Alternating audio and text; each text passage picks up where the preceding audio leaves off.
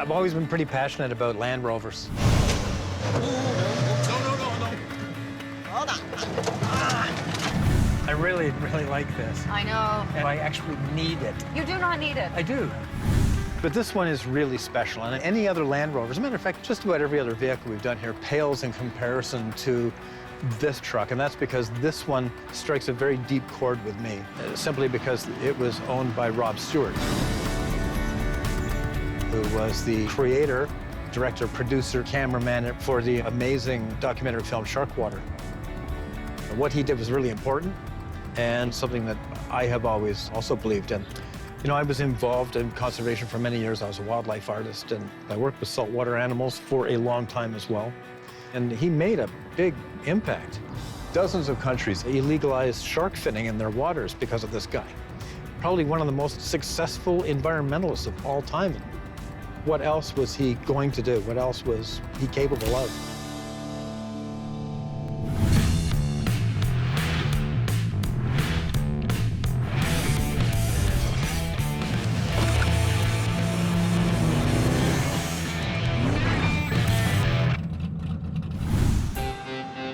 Ever since he was small, nature just captivated him. From the time he had his first goldfish to all the different creatures we had in the house, it was always there. No matter where he went, he'd go to the cottage and he'd be coming back with pets every day. He just loved all creatures, but especially the weird and the wonderful ones. It never stopped. It's what drove him to make the movie. I hopped in the water as soon as I could and brought my cameras and tried to film whatever I could find in the long line. When he saw the devastation being perpetrated on sharks in the Galapagos with longlining, he decided he had to do something about it.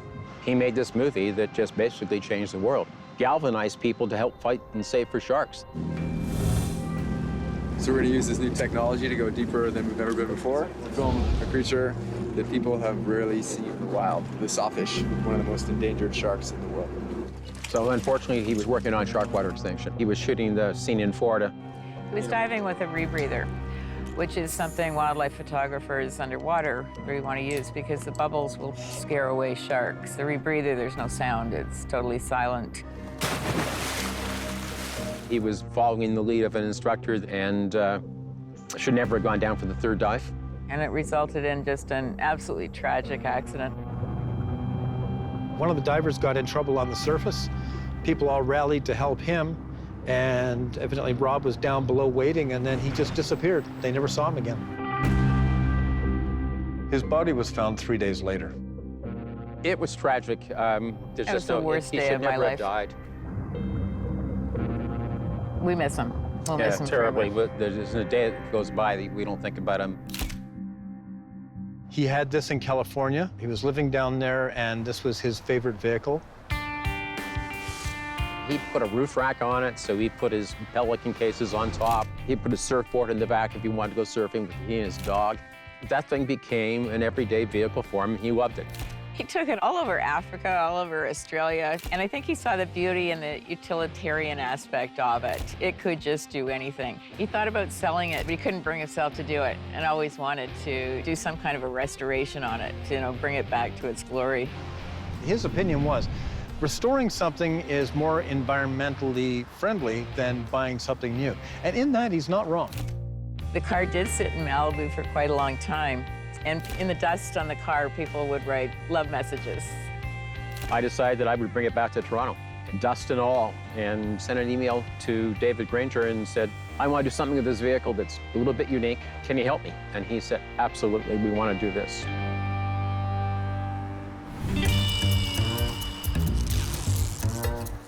Hey, Ronnie, what are you doing over there?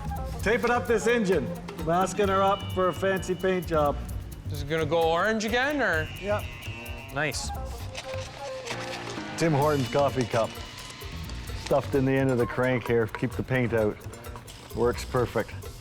We're just masking up this engine. It's a 427 for the 69 Corvette here. Ready? They brought it in, it was overheating, it wasn't running right.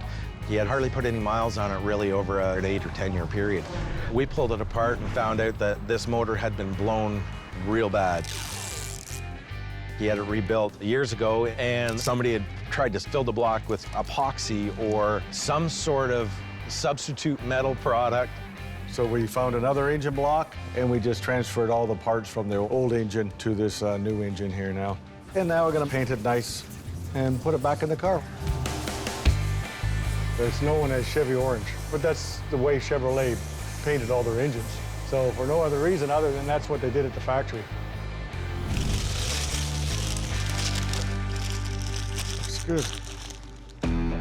Put a little silicone around the coolant ports. The coolant's in there under 15, 16 pounds of pressure. I don't want any leaks, so it's a little thread sealant I put on the threads before I screw the fittings into the manifold. All right, so I had to put the intake manifold back on. Now these are torqued to 35 foot-pounds. The reason there's different torque specs for different bolts is the size and the strength of the bolt. So a smaller bolt like this, 35 pounds is what you torque it to. So the bigger the bolt, the more torque they can take. So after I put the intake manifold, and there was a water pump to put on, fuel pump to put on, and a few other accessories that had to go on the engine.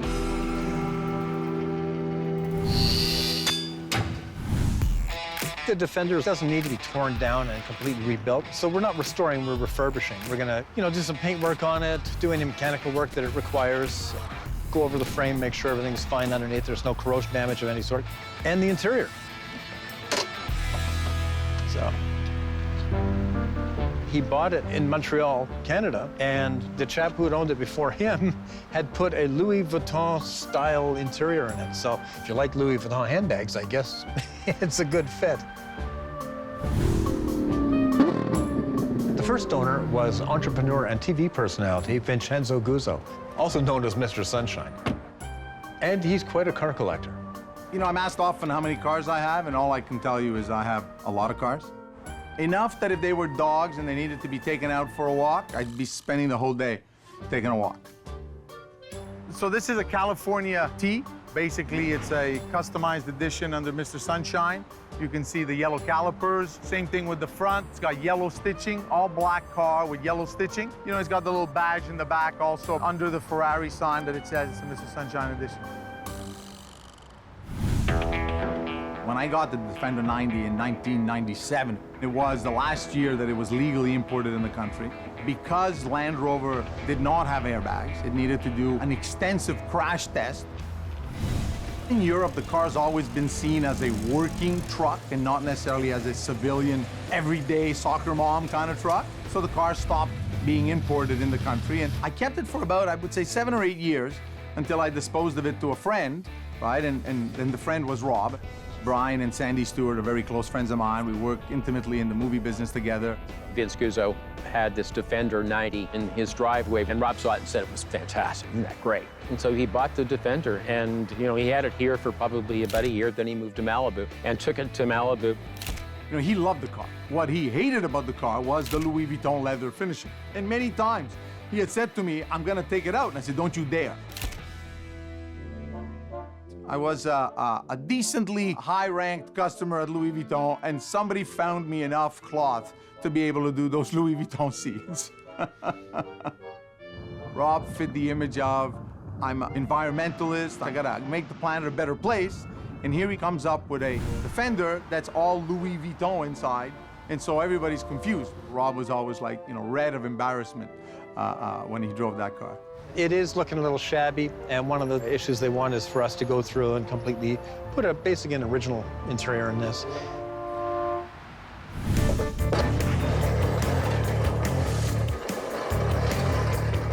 Better than carrying it. Oh, smokes. So you got your work cut out for you on this one, Dano.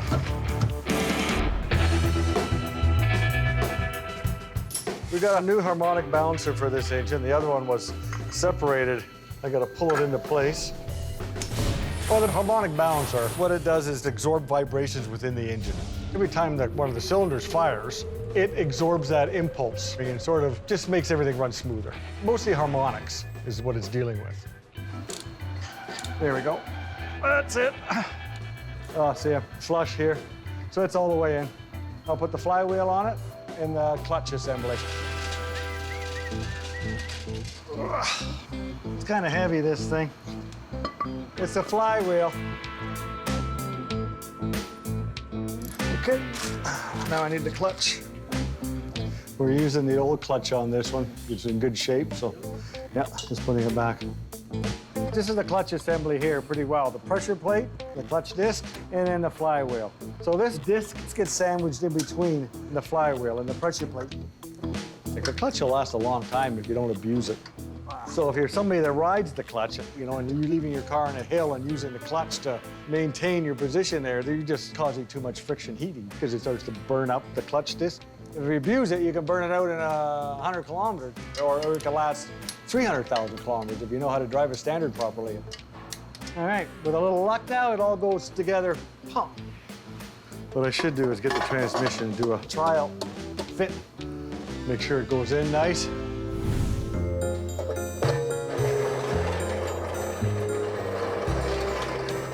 Better than carrying it. And I wanted to make sure my splines lined up. So when I put the engine in the car, I want it all to go. Not playing around, well, what's going on, right?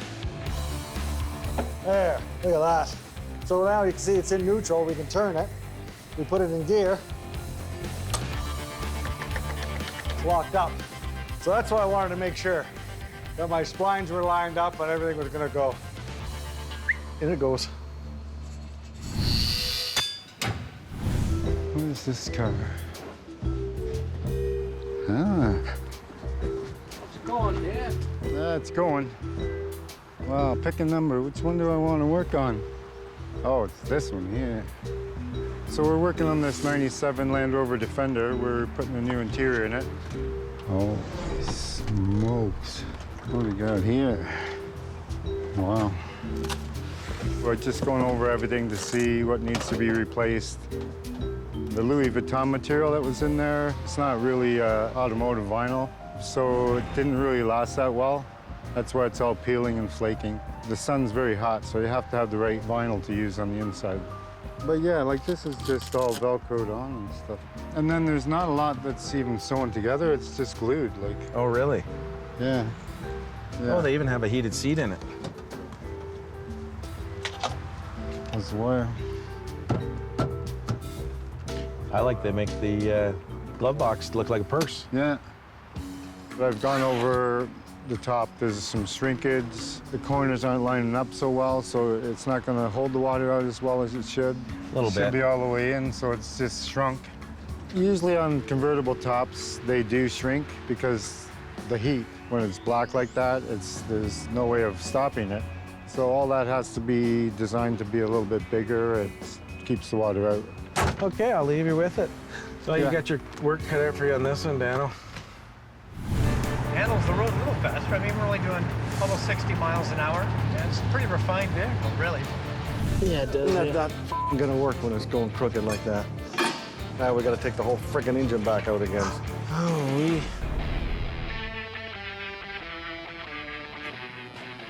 Corvettes are one of my favorite cars.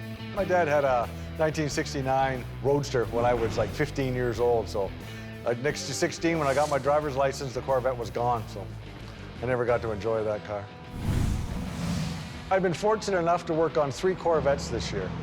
A 1965 Stingray convertible. Wow, this thing runs pretty good, actually. I like this car. So it's a sports car, so it's got, for the 1965, it had, you know, good suspension. The car handled better than a full-size car, that's for sure. Compared to today's cars, well, the brakes aren't as good, the suspension's not quite as good, but for what it is, the car drives and handles great. Then the 1968 Corvette, when it has the big 427, 435 horse engine in it.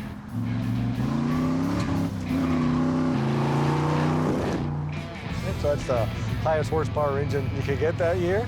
And 4-speed transmission. It's got the outside exhaust really nice and loud. That's actually a really fun car to drive. Okay, the plan today is to get this big 427 engine in this 69 Corvette. So I'm all ready to go. Transmission's already in. Everything's all lined up. So hopefully it just goes in real nice and smooth. That's the plan. Okay, I'll move in. Just watch how far I am. Just careful. We don't want to hit the car because there's a big engine way up there, man. And it's scary. You're clear. Nice. Okay, I can let it down a little bit. Got lots of room on that side? Yep, it's going down nice. Okay, you're almost through the frame there. Get it down a little bit more. How are we looking on that? Oh, you're sitting right on the frame. Okay, let's see if we can push it forward a little bit off the mounts. That little bit, it's gotta go there. See how crooked we are?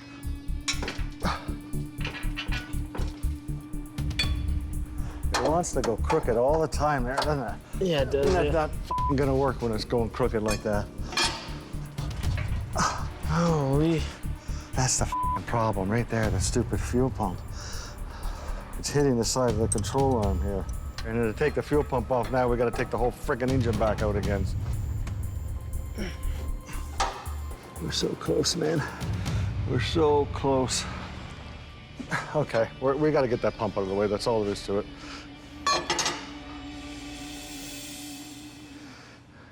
Okay, jack it up. We gotta pull it out. Okay. Some days everything goes your way. Other days, nothing goes your way. Man, oh man, oh man, oh man. Okay, see if this will work better for us now. Okay, here we go again. Okay, let her down a little bit. Okay, hang on there, hang on to her. Okay, drop her down. Yeah, we're there. Okay, there we go. What a pain that was. But anyway, it's in position.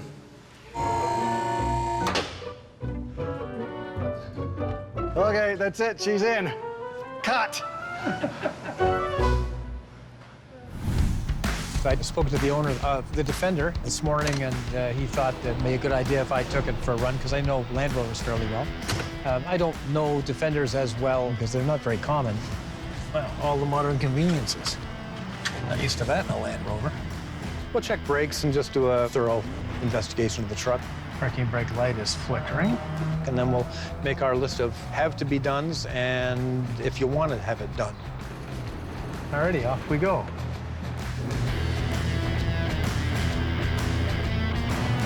Doesn't have a lot of power. The engine's a little bit logy and sluggish. I think the engine just might be a little bit tired. Handles the road a little faster. I mean, we're only doing almost 60 miles an hour. Pretty much all the gauges are working, it appears. So all the gauges on the clock. There's the first. Track straight, drove nicely. I mean, it was really comfortable. It just feels Land Rover-y enough, but it has the conveniences of a modern SUV. And it's a pretty refined vehicle, really. Oh, that engine sounds nice, doesn't it? The style of the car, the chrome bumpers. It's got lots of power. So we're gonna get this thing outside and fire it up for the first time. Gravity, it's all you. All right. So I got it all together, distributor in, so it should fire. Hopefully I have it all set up properly. Contact.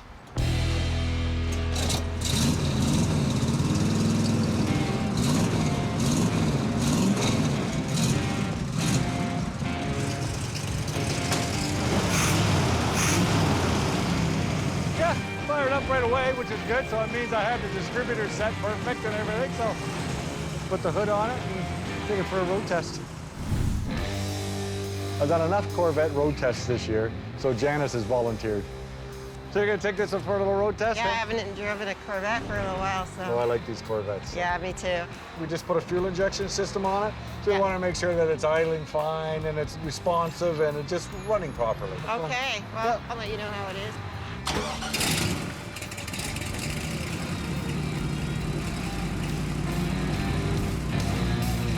She's a pro, man.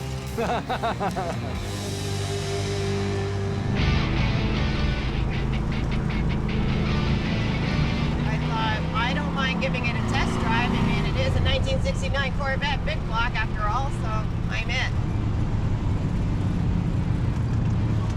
Oh, that engine sounds nice, doesn't it? You know, I haven't driven too many Corvettes. but this is a nice one. Style of the car, the chrome bumpers, it's got lots of power. The Corvette means a bit to me. It's kind of sentimental because David and I started working on cars together when we first met, and one of the first cars we purchased was a 1979 Corvette. It needed a lot of work, so we put lots of money into it, drove it around, and then eventually sold the car. A lot of good memories with these old cars, that's for sure. It does drive really nice. It's quite smooth. Nice car. I like it. Mechanically, this 97 Land Rover is in great shape. I think it was well loved. Dan is taking out all the old Louis Vuitton interior. Rob's family has decided to put in all new seats rather than reupholster the old ones. They want the vehicle to continue Rob's legacy for as long as possible. His parents basically want to continue its use. With their production company, they're still in the middle of editing footage that Rob shot over his life. And I'd be happy to supply that vehicle for the production team and let them use that as a part of the workhorse, because that's really what was intended to be. Rob loved the car, but one of the reasons he loved the car was it's just a workhorse. Yeah. It just keeps going no matter what. The truth of the matter is that car is raw. I think it's great, you know, that car remains a memory and a piece of memorabilia from the history that Rob Stewart left his mark on the world.